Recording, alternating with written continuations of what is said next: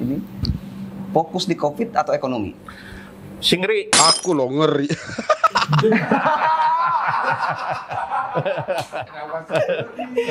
Di luar konteks. Oh di COVID juga gitu.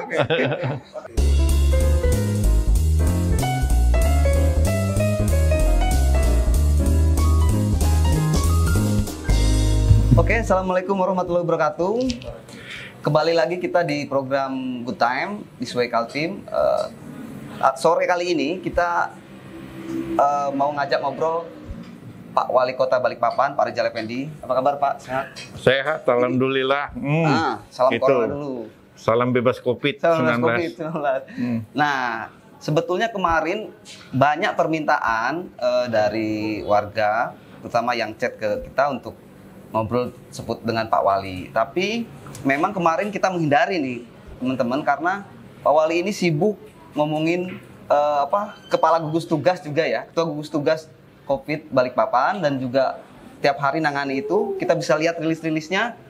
Nah itu yang kemudian kita juga khawatir nih, jangan-jangan Pak Wali ini paling rawan ini terkena COVID. Tapi alhamdulillah sepertinya beliau sehat-sehat saja. Amin, amin. Apa ininya Pak? Obatnya, jamunya ini Pak? Aku tuh tiap hari dibikinin ibu, Pak, ada madu, ada jeruk nipis, pokoknya disangguin satu termos terus. Akhirnya itu karena yang bikinin istri ya, begitu, ya. Pertama takut kalau udah diminum, kedua mungkin COVID-nya juga takut jadinya gitu, jadi aman. Aman. Ternyata Pak Wali juga takut ya. Iya, itu. Ini kan ada cerita nih, dikumpulin sama malaikat nih barisan. Ini barisan suami takut istri, ini barisan suami berani istri.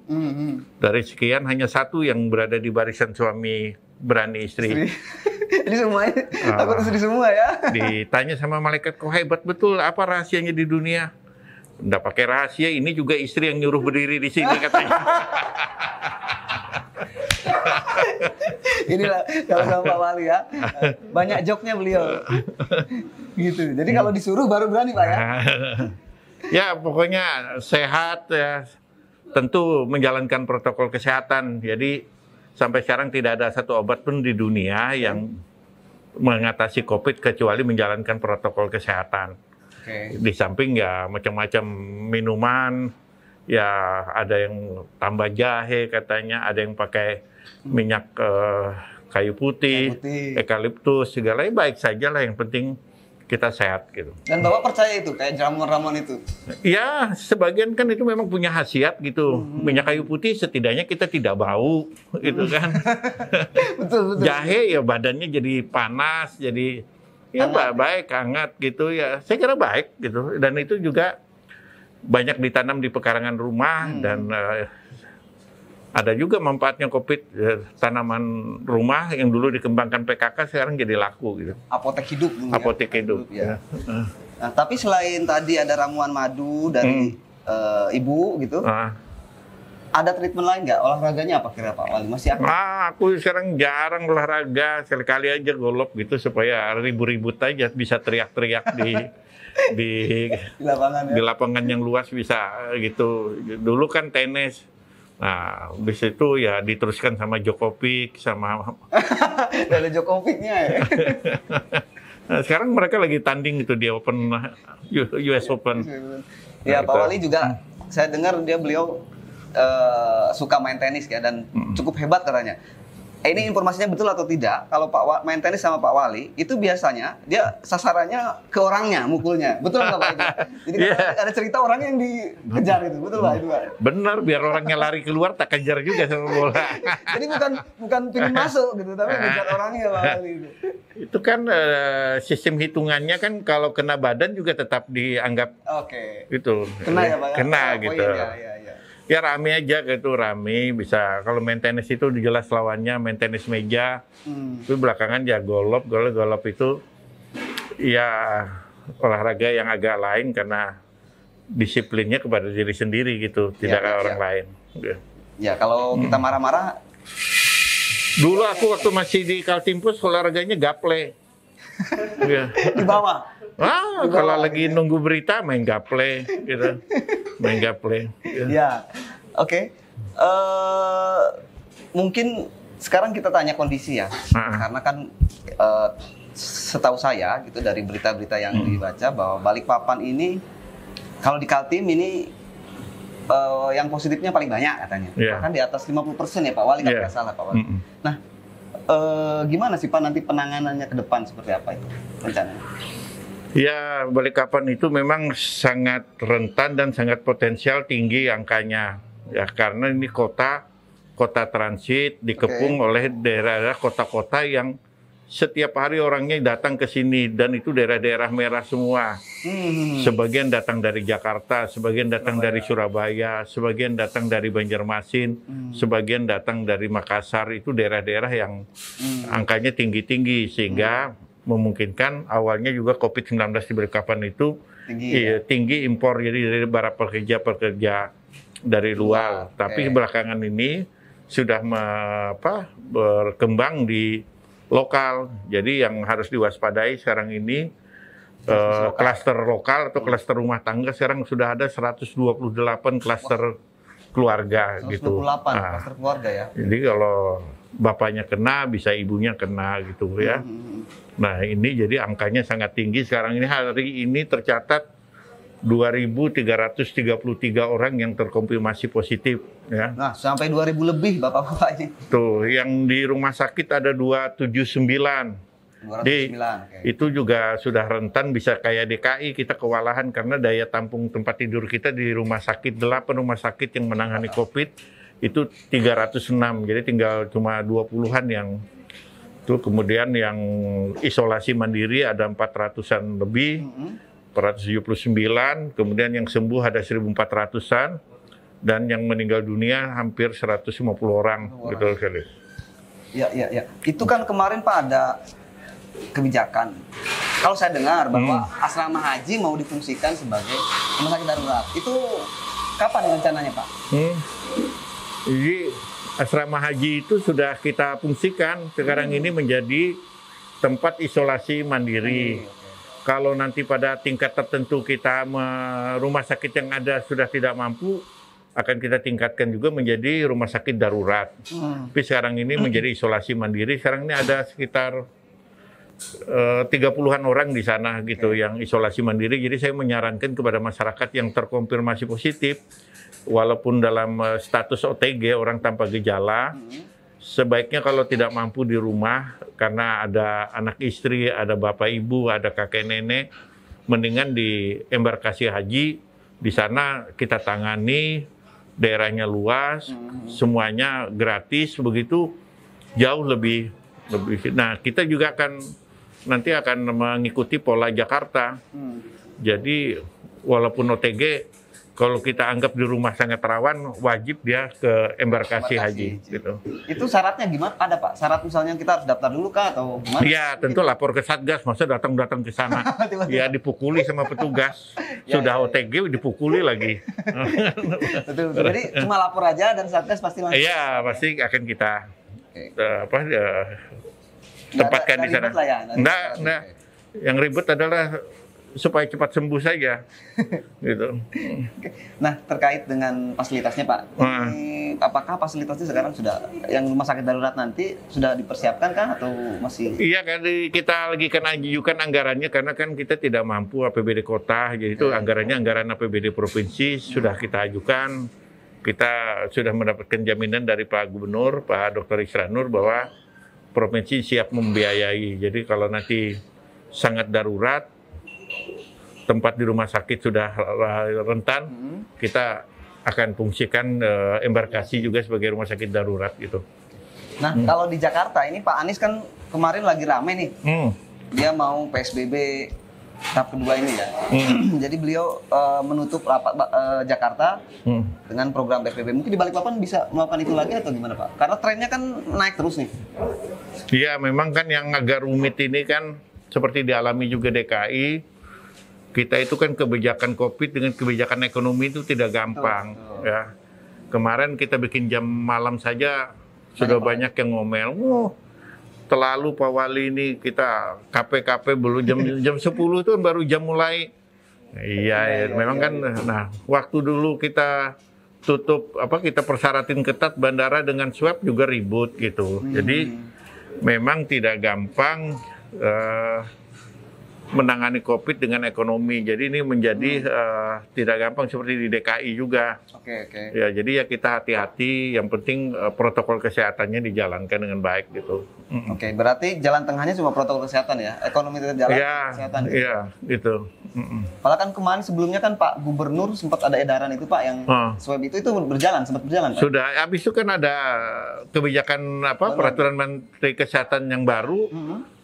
Tidak swab lagi kan, cukup rapid saja. Nah, jadi kan saya bisa memahami kadang-kadang kan kebijakan COVID itu bisa tumpang tindih, bisa seperti tidak sejalan karena sangat dinamis.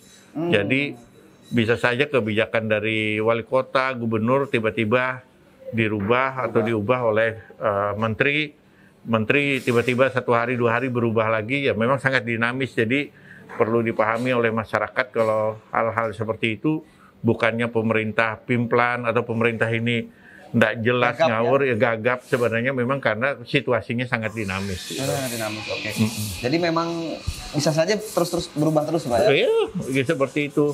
Jadi kita pahami kalau misalnya Pak Anies dengan kebijakan yang PSBB baru ini diserang ya orang memang kita bisa memahami ekonomi kan bahaya sekali, tapi ya sekarang pilihan-pilihan yang memang tidak gampang. Terlalu ke COVID, ekonomi lumpuh. Terlalu ke ekonomi, COVID-nya yang naik gitu. Nah kalau Pak Wali, ini karena itu kebijakan pemerintah berarti kan ada kebijakan kolektif ya dari pemerintah pusat segala macam. Nah kalau Pak Wali sendiri sebetulnya bisa menangani ini dari ini Pak, bayangan Pak Wali sendiri kayak apa? Apakah kita harus mengentaskan COVID dulu atau misalnya bisa berbarengan gitu atau gimana Pak? Kalau Pak Wali sendiri? Ya memang kan harus tarik ulur. Ya, kadang-kadang berbarengan, kadang-kadang COVID-nya yang harus kita utamakan, kadang-kadang ekonominya. Ini kan sangat situasional. Ya. Mana yang kita lihat ini lagi kita harus ekonominya ekonomi, tapi bisa juga kita COVID-nya atau berbarengan. Ya, ini pokoknya ini memang kombinasi yang sangat dinamis gitu. Jadi tidak bisa masapnya, pokoknya COVID ya ekonominya mati. Terlalu ekonomi bahaya, COVID-nya bisa merajalela. Gitu. Akhirnya kita mati semua juga gitu. Jadi kebijakan jam 10 malam di pembatasan itu adalah jalan tengah lah Pak ya? Iya kan ada teman-teman, saya memahamin ada anak-anak muda dari KP, dari pemusik. Pak Wali itu efektif apa tidak? Nah, saya bilang kalau kita bicaranya dihadap-hadapkan, tidak pernah ketemu, dan kebijakan itu bisa efektif bisa tidak, ya tergantung dari disiplin masyarakat. Jadi ya kalau lagi kita ambil itu sangat moderat. Di Depok jam 6 sore ya kan, ada beberapa tempat lebih pagi lagi dia gitu. Jadi itu jam 10 malam sangat moderat, dan kalau masyarakat cepat menjalankan protokol kesehatannya, situasinya sudah bagus, kita akan cepat juga melonggarkan kembali gitu. Berarti kalau nanti sudah menurun bisa dilonggarkan lagi. Iya. Ini sampai waktu yang belum ditentukan. Iya, itu. Jadi bisa cepat, bisa lambat gitu. Bisa lagi lebih ketat lagi gitu kan. Tapi ada kemungkinan diketatin lagi Pak ya? Kalau misalnya masyarakat ternyata tidak patuh dan angkanya naik lagi, ya kita harus ketat, nanti habis-habisan semuanya korban gitu. Pilih mana? Ini kan gitu. Nah itu yang harus masyarakat gitu, sama-sama harus memahami. Nah kemarin saya baca ini Pak, sudah dapat 20 juta ini dari hasil yang pelanggar itu banyak ya. Itu rencananya uangnya dikemanakan itu alokasinya Pak? Iya sebenarnya target penegakan disiplin itu bukan target uangnya gitu. Jadi kita tidak melihat uangnya begitu. Jadi walaupun uangnya besar, kan DKI itu sampai miliaran rupiah. Ya, secara mekanisme keuangannya masuk ke kas daerah. Ya, ke kas daerah. Tentu nanti kita manfaatkan untuk keperluan COVID. Tapi karena di kas daerah, maka mekanismenya harus melalui perencanaan di APBD. Ya, jadi seperti itu. Jadi tidak usah khawatir masyarakat uangnya tidak akan dipakai seenaknya begitu ya, tapi akan dikembalikan ke program COVID. Cuma mekanismenya memang harus APBD karena dia masuk ke kas daerah ya. Jadi tidak bisa langsung uangnya dipakai begitu. Dan itu diawasi karena kita juga hati-hati, ini BPK mau masuk melihat Balikpapan apakah dana yang dipakai untuk COVID itu benar apa salah, Kejaksaan ngawasi, KPK ngawasin, masyarakat juga mengawasi gitu. Cuma saya mohon kepada masyarakat jangan sering mengambil opini atau narasi yang langsung dengan menjustifikasi, karena kadang-kadang masyarakat tidak tahu apa yang kita lakukan, tapi sudah menjustifikasi seolah-olah kita berbuat salah. Nah, itu saya mohon pengertiannya gitu.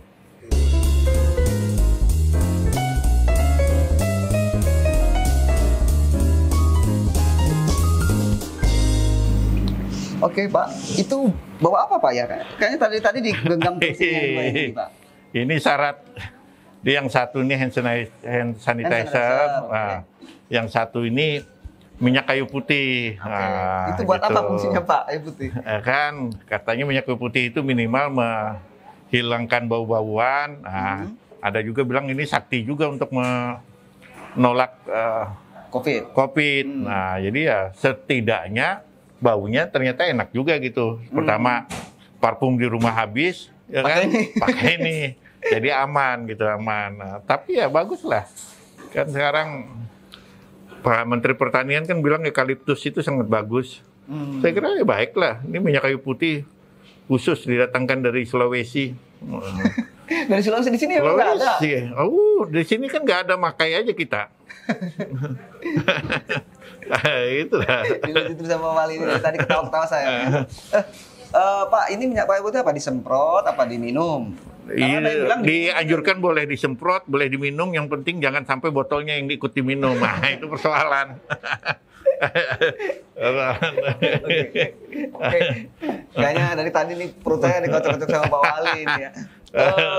Kita ngomong yang agak serius nih sama Pak Wali nih. Sekarang ini kan lagi sudah mulai politik ya, sudah mulai pendaftaran pilkada.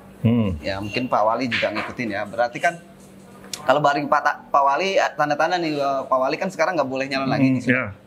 Siapa yang minta dicalonkan kan sudah habis. Sudah habis juga. Dan sekarang memang berarti kan Pak Wali tinggal berapa bulan lagi menjabat, Pak? Tahun lagi ya? Nggak sampai. Sampai bulan Mei 2021. Sampai Mei 2021 Pak Wali sudah tidak menjabat lagi sebagai wali kota. Ada harapan nggak, Pak? Atau ada yang belum Bapak selesaikan sehingga bisa diteruskan untuk yang generasi kedepannya? Dulu aku lupa. Ini ada kepala daerah baru jadi wali kota. Jadi inspektur upacara. Wah, ini di mana nih, Pak? Wah, pokoknya antah berantah. Antah berantah. Jadi dia mau bergaya mengucapkan Pancasilanya nggak pakai teks. 1, 2, 3, begitu ke 4 dia lupa. Wah, lama dia. Akhirnya dia bilang 3, 4, 5, tidak ada perubahan. Maksudnya sama dengan yang dulu Pancasilanya. Iya. Tapi ini bukan berarti wali kotanya nanti tidak akan ada perubahan, Pak. Harus ada perubahan, ada perubahan. Iya. Oke. Ya, jadi apa tadi pertanyaannya? Ya, pertanyaannya harapan Bapak atau apa yang belum Bapak lakukan nih, yang masih menjadi PR untuk ke depan. Iya, pembangunan itu kan tidak pernah berhenti dan tidak pernah selesai. Jadi setiap era kepemimpinan apapun pasti ada yang kurang dan harus dilanjutkan gitu. Jadi itu sudah sunatullah. Jadi sehebat apapun hasil pembangunan yang dilakukan oleh seseorang, oleh seorang kepala daerah, pasti selalu ada yang kurang. Ya. Saya misalnya, walaupun misalnya sudah berbuat hampir 15 tahun, tetap saja ada kekurangan. Ya, misalnya belum bisa mengatasi banjir dengan tuntas. Kalau tiap tahun pendidikan masih ribut soal pendaftaran ya, daya tampung. ya kemudian belum bisa 100% air bersih. Itu kemudian masih ada beberapa hal yang perencanaan pembangunan besar yang belum berhasil sudah puluhan tahun. Misalnya kita ingin membangun Costa Road itu belum jadi juga. Ya, belum jadi juga, memang tidak gampang begitu. Tapi saya merasa yang bisa kita lakukan semasa kepemimpinan saya adalah membangun peradaban, ya peradaban lingkungan, peradaban semangat membangun kota, ya peradaban pendidikan. Ya, kita ya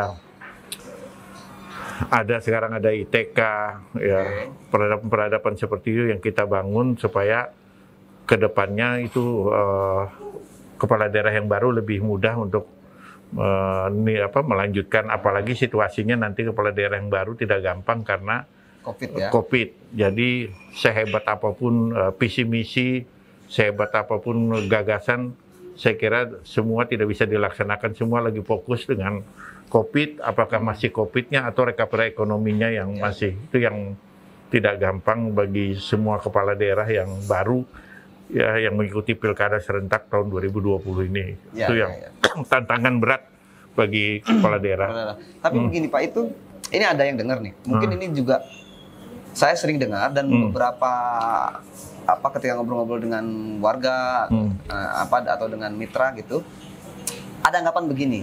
Nah, ini mungkin Pak Wali bisa sekaligus klarifikasi nih. Pak Rizal itu katanya baik, wali kota yang baik. Gitu. Artinya tidak banyak neko-neko dan termasuk yang baik gitu. Tapi katanya kurang berani mengambil keputusan, mengambil sikap. Nah, itu beberapa orang bicara begitu. Nah, apa betul begitu Pak? Atau mungkin Bapak punya penjelasan seperti apa? Ya, persepsi seperti itu kan macam-macam gitu kan. Kadang-kadang keberanian tidak ditunjukkan dengan hal yang kelihatan ya gitu. Ya memang misalnya saya selalu ngambil jalan tengah gitu yang moderat gitu ya. Ya barangkali ada yang tidak puas, harusnya lebih tegas, tapi memang menjalankan kebijakan pembangunan itu ya tidak gampang gitu. Jadi kan orang sering melihatnya hanya dengan hitam putih, dengan mata telanjang, tapi kalau kita menjalaninya banyak hal yang tidak gampang begitu, sehingga kita harus hati-hati dan harus selalu mencari jalan tengah begitu, sehingga ada lahir konsep yang misalnya tidak tegas gitu ya.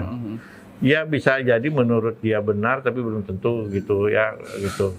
Pasti ada yang kecewa lah dalam Iya, pastilah, pasti ada gitu. Iya. Dan itu mungkin yang menyebabkan mereka menyampaikan begitu. Tapi secara penilaian orang menganggap Pak Wali baik gitu. Tadi nih Pak, kembali lagi ke soal Pak Wali kan cerita soal membangun peradaban. Ini membangun peradaban itu saya kira kan agak susah ya. Terus juga wujudnya agak abstrak begitu ya Pak. Kalau misalnya membangun tugu, membangun apa itu kan jelas. Nah, konkretnya seperti apa nanti membangun peradaban itu Pak? Iya, misalnya membuat masyarakat Balikpapan masyarakat yang pro lingkungan misalnya ya. Kita mendekatkan sekolah-sekolah kita, sekolah-sekolah yang mencintai lingkungan. Misalnya kita membangun SMA 8 di kawasan mangrove, SMA 9 di dekat Kebun Raya begitu ya. Kemudian hampir semua sekolah-sekolah SD, SMP kita sekolah adiwiyata. Itu kan kita ingin membuat, saya sangat punya pikiran besar begini, karena Kalimantan Timur ini sudah puluhan tahun kita ini mabuk dengan pengelolaan sumber daya alam. Ya, tahun 50-an kita dengan migas, tahun 70-an kita dengan kayu, tahun 2000-an kita dengan batu bara. Itu membuat kita lupa diri, terlena. Nah, itulah mengapa kita ingin Balikpapan punya warna lain, bahwa Balikpapan itu membangun manusianya yang mengingatkan untuk kepentingan peradaban lingkungan. Ya, kita misalnya tidak mengizinkan ada penambangan batu bara, ya. Kita mencoba menjadi kota yang mencintai lingkungan, penanganan sampahnya bisa lebih baik gitu. Nah, ini memang tidak banyak dilakukan daerah-daerah lain begitu, apalagi Kalimantan, terutama Kalimantan Timur, karena orang semuanya wah kita bongkar tanah dapat uang, Ya, kita nebang kayu dapat uang, kita nyedot bumi dapat uang. Nah, itu yang kita ingin bangun, peradaban seperti itu di masyarakat kita gitu. Berarti lebih ke pendidikan kemarin Pak ya? Ya, pendidikan, lingkungan ya gitu kita ingin bangun itu supaya ini. Nah, sekarang kan kita ini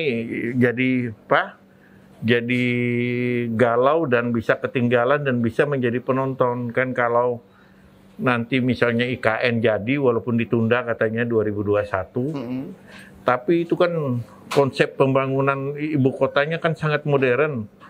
Nah, kalau Kaltim itu tidak mampu menyediakan SDM-nya, kita bisa jadi penonton gitu. Ya, kita bisa terpinggirkan orang yang datang karena orang datang lebih hebat-hebat gitu. Nah, betul. Jadi itu yang harus mengapa dulu ITK itu walaupun belum berkembang sebagus yang harapan kita, tapi dulu ITK itu kan salah satu kita ingin menjawab persoalan SDM.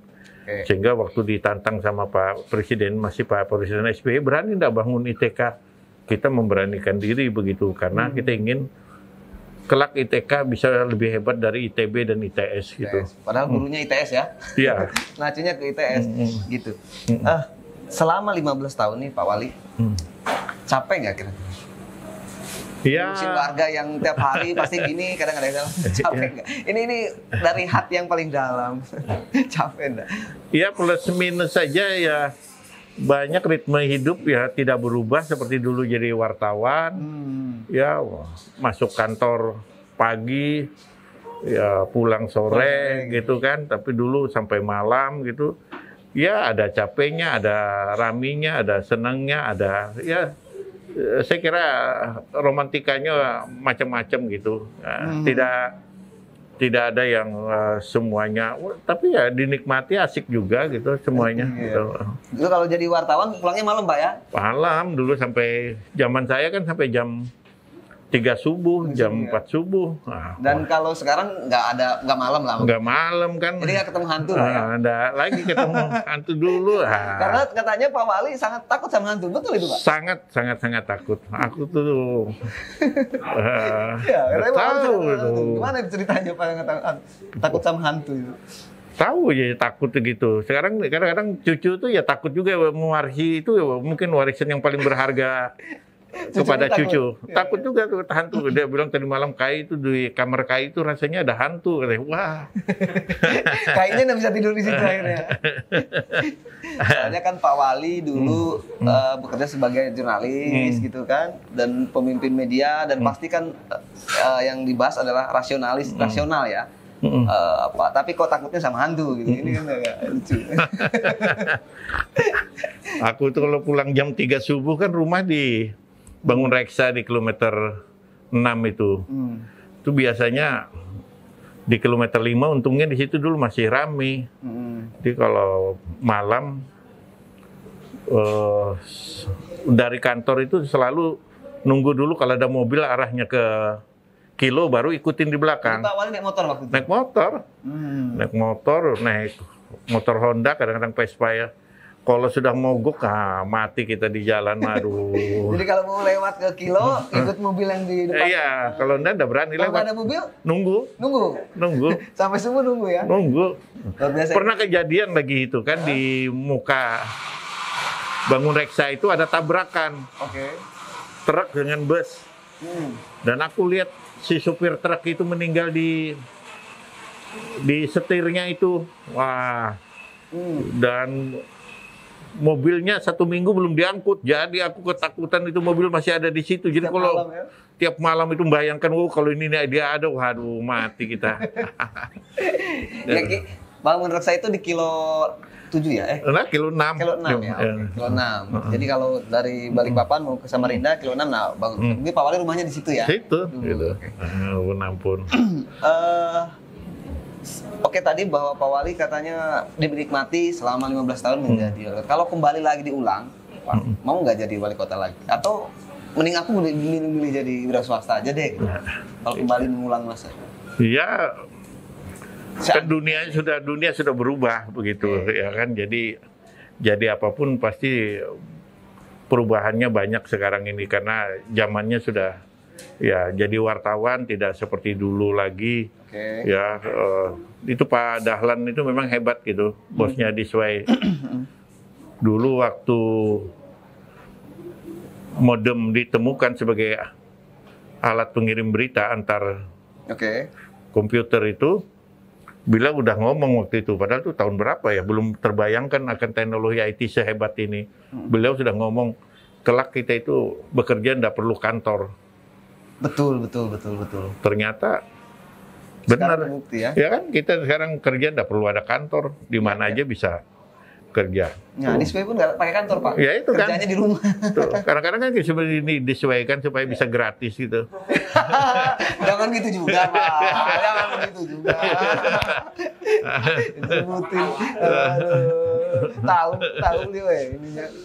Hebat, bayangkan itu salah satu syarat orang untuk mau jadi orang di masa mendatang adalah intuisinya harus tajam. Punya bayangan ke depan. Punya bayangan ke depan yang kuat. Padahal ketika zaman itu kita Kalimantan Timur biar petnya berkali-kali, kita tuh pernah memecahkan rekor nasional. Ya, biar pet sebulannya lebih 135 kali biar pet. Ya. Nah, padahal tiba-tiba kita bikin power plant itu Cina bisa bikin dengan murah. Itu yang awalnya padahal.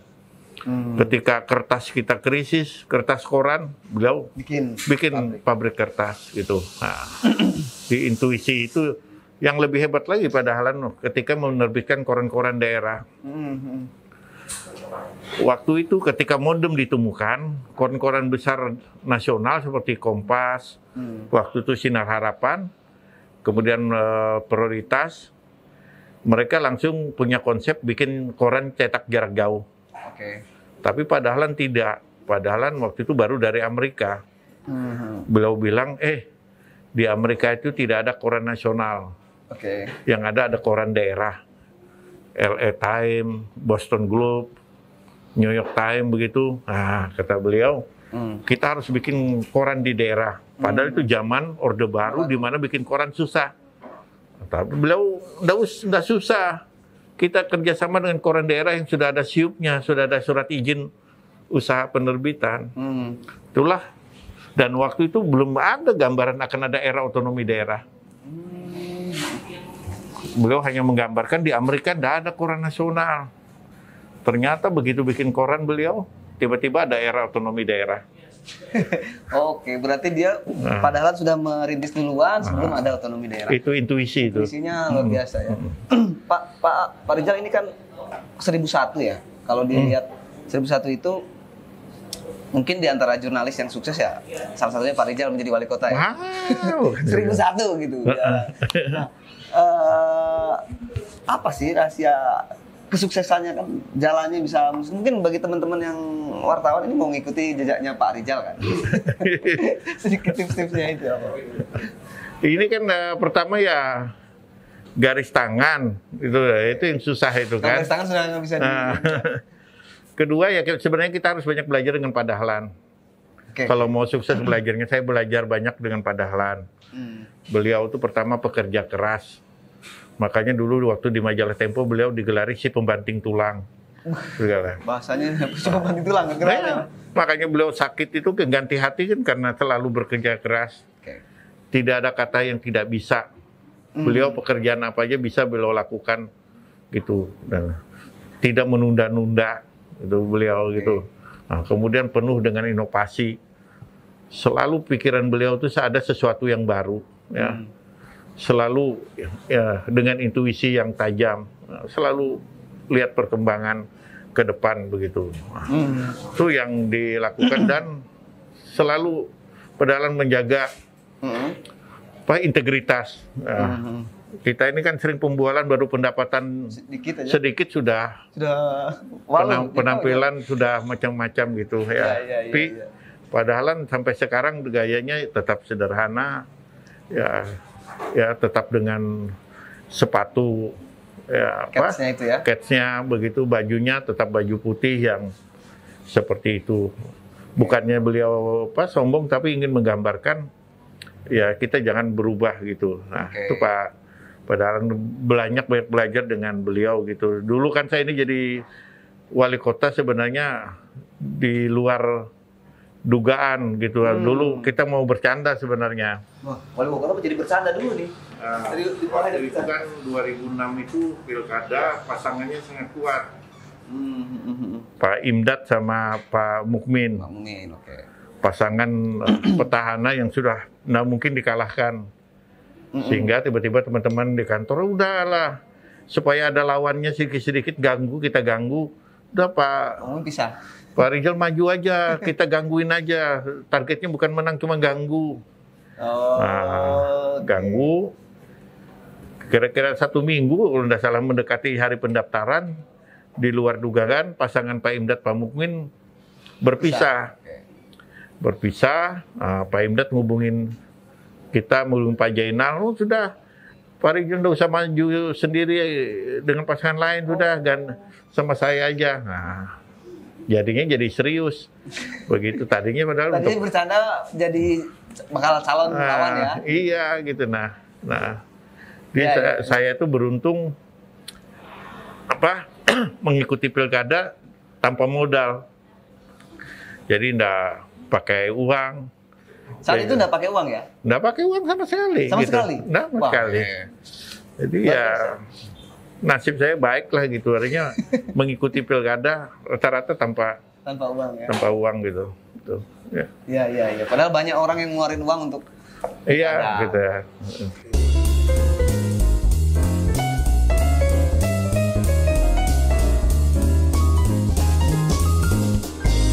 Oke, sekarang ini ada pesan sponsor nih. Sebelum kita lanjut ke Pak Wali, siap. Kita berada di Cafe Balgas ya, Balgas Cafe. Balgas. Ini lokasinya di kompleks Balikpapan Baru. Nah, Balgas Cafe ini mau menunjukkan bahwa kafenya sudah menerapkan protokol kesehatan. Mungkin nanti kamera bisa dilihat itu ada. Jadi berhadapan-hadapan pakai kaca, dan juga semua masuk pakai protokol kesehatan dan dicek suhu badan. Oke. Tapi tetap ada jumlahnya dibatasi ya. Jumlahnya dibatasi. Oke. Itu teman-teman, mungkin kalau yang sempat silahkan datang ke Balgas. Iya, singkongnya enak. Singkongnya enak kata Pak Wali. Nah, singkongnya enak. Oke, lanjut Pak. Tadi kan kita sudah bahas sejarah Bapak gitu ya menjadi wali kota. Nah, kalau di karir politik itu biasanya kan orang politik lanjut terus gitu. Nah, rencananya Pak Wali ini akan melanjutkan kemana karir politiknya setelah ini? Apakah mau gubernur lagi, atau mau off, atau mau seperti apa rencananya Pak? Ya, kalau dilihat kan kita ini ngikutin air yang mengalir ya. Karena kan melawan air kadang-kadang kita malah kelelap gitu. Jadi ikutin air, tapi setidaknya saya mau menikmati dulu setelah istirahat bisa lebih bercanda sama cucu-cucu yang lagi asik ini. Cucu-cucu saya itu lagi asik-asiknya gitu. Tentu senang. Lucu-lucunya lah ya? Lucu-lucunya lah, pokoknya asik gitu. Jadi ya kita ikutilah apa yang terjadi, karena kalau di politik itu sesuatu yang tidak bisa terlalu diprediksi gitu. Lewat semangat bisa ndak jadi apa-apa gitu. Karena banyak faktor, 1001 faktor bisa terjadi di politik itu. Jadi biar kita semangat, belum tentu juga. Malah yang bercanda jadi Pak. Nah, kalau bercanda ya. Iya. Oh, jadi sekarang mau rencananya off dulu gitu, ke depan bayangannya begitu ya. Tapi tergantung air mengalir. Tergantung, karena saya masih mimpin partai kan gitu. Oh iya. Ya kan gitu. Peluangnya masih ada lah. Masih ada. Kalau kota Padahalan seperti air mengalir tapi ngalirnya deras gitu. Sehingga batu pun terguling. Iya, kencang airnya kan gitu. Iya. Oke, kalau misalnya tadi bahwa Pak Rizal rencana mau off dulu gitu kan dari politik lah. Tapi kondisi Balikpapan nih, kita ngomong Balikpapan nih. Pak Rizal kan juga selaku ketua partai ya, ketua partai dari salah satu partai lah, disebutin ya. Nah, bagaimana Pak Rizal juga, apakah nanti sebagai ketua partai ini juga akan undur diri atau mau lanjut di karir politik sebagai partai? Iya, tergantung dengan partai kan. Apakah partai masih membutuhkan atau perlu generasi baru ya, karena kan situasi juga sangat dinamis begitu. Jadi kalau partai ingin situasi baru lebih dinamis, bisa saja harus ada orang baru begitu. Saya mungkin jadi penasehat apa begitu bisa jadi. Ya, tapi ya tentu pengalaman-pengalaman mungkin bagus juga untuk ditransfer kepada generasi yang baru ya. Pengalaman di politik, pengalaman di pembangunan, pengalaman di masyarakat, saya kira bagus lah. Sayang kalau tidak disampaikan juga untuk generasi yang baru gitu. Dan nanti mungkin kalau Pak dari Nasdem nyebut lagi nama. Ini tadi gitu ya, gitu ya. Kalau Pak Rizal selaku ketua partai, bagaimana melihat fenomena banyak-banyaknya SK gitu yang sekarang lagi ramai ini? Kan ya, selaku partai ini ya. Ya, saya kira banyak tantangan di demokrasi Indonesia karena demokrasi Indonesia itu masih mencari bentuk ya, walaupun sudah tegas arahnya demokrasi Pancasila, tapi dalam penerapannya masih macam-macam tafsir dilakukan gitu ya. Misalnya kan sampai sekarang partai kadang-kadang belum berhasil mencari kader-kader pemimpin. Ya, itu juga sehingga ini yang harus dibangun ya. Kita banyak partai berkolaborasi, kadang-kadang calon dari partai bukan calon dari kader. Ya, itu yang harus menjadi tantangan. Kemudian banyak hal tidak gampang membiayai partai, padahal partai perlu dana. Ini juga persoalan yang harus dibangun di masyarakat kita, di demokrasi kita begitu ya. Jadi ini ya harus kita terima dinamika ini karena itulah situasi kita Indonesia gitu kan. Ya. Yang masih banyak tantangan lah gitu. Masih banyak tantangan ya, dan itu mungkin PR-nya Pak Wali sebagai nanti kedepannya menjadi partai mungkin banyak-banyak mengkader Pak, karena kayak sekarang ini entah nggak ada kader atau gimana gitu. Banyak sukanya ke tokoh-tokoh yang lain. Oke, mungkin Pak Wali sebelum ini, habis ini kita rapid test Pak. Jadi saya ada beberapa pertanyaan. Ini yang baru saya terlintas barusan saja. Tapi mungkin Pak Wali bisa menjawab kalau misalnya positif negatif. Nah. Gitu. Kalau semi singeri gitu. Jadi jawabnya itu Pak. Pertanyaan pertama. Ini fokus di COVID atau ekonomi? Singeri.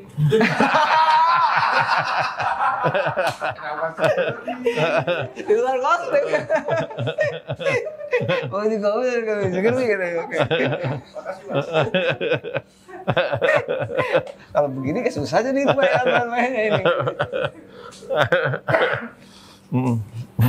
Oke, pertanyaan kedua, ini 3 pertanyaan. Ya.